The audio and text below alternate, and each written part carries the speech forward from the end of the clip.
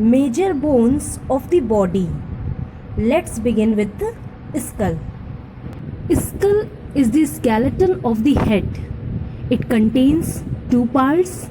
The upper top part is the cranium or the brain box, which is made up of total 8 bones. And these bones are so joined to each other that they are permanently fixed. As you can see here, the cracks, these cracks are nothing but joints, immovable joints which cannot move. Okay, the other part of the skull forms the face, which contains a total of 14 bones. So skull consists of total 22 bones, out of which 8 bones form the head portion and rest 14 bones form the face.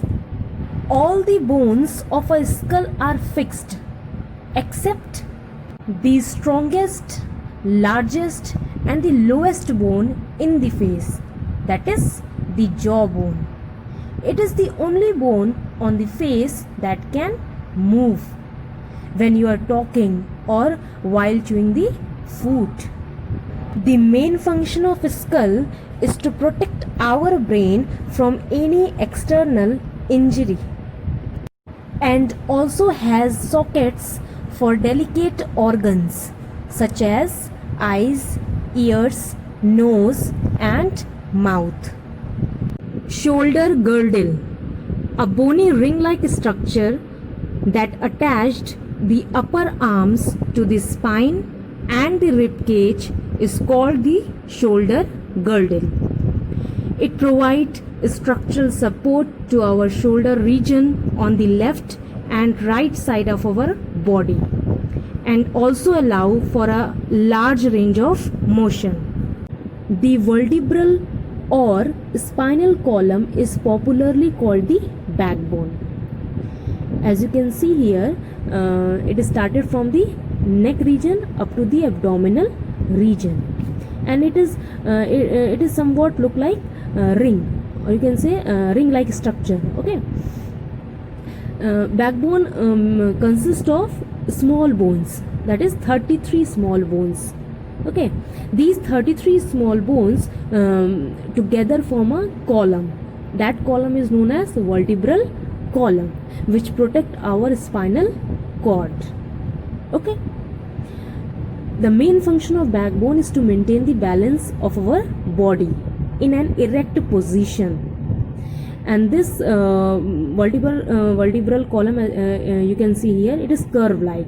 So this curve absorbs the pressure, shock while walking and running. Rib cage.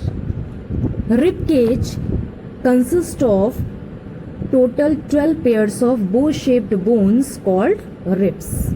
As you can see here, numbering is mentioned from 1 to 12.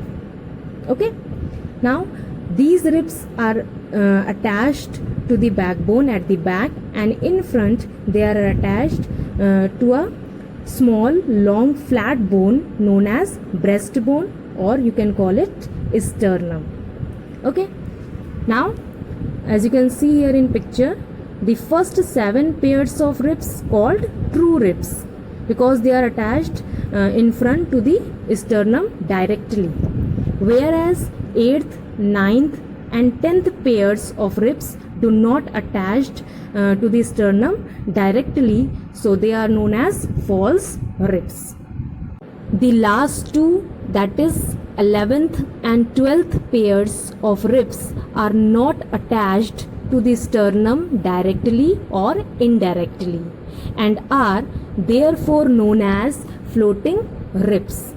The main function of rib cage is to protect the internal organs of our body, that is the lungs and the heart. Hip girdle.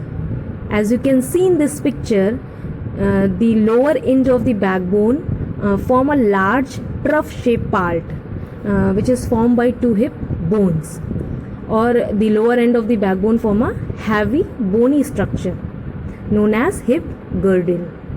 Okay, now here you can see all the bones in the hip girdle are fused with each other. Hip girdle not only gives support to the skeleton but also protects and supports the abdominal organs. Limbs. In our body, there are two pairs of limbs are present. That is the forelimbs or arms and the hind limbs or legs. As you can see in this picture, the forelimbs contain a single long bone in the upper arm called the humerus, two long bones in the lower arm, that is the radius and the ulna. Next, 8 carpals or wrist bones in the wrist. Next, 5 metacarpals in the palm and 14 phalanges, that is 2 in the thumb and 3 each in the remaining 4 fingers. Hind limbs. The hind limb contains the longest and strongest bone in the thigh called the femur or the thigh bone. Next you can see 2 long bones, that is the inner tibia and the outer fibula.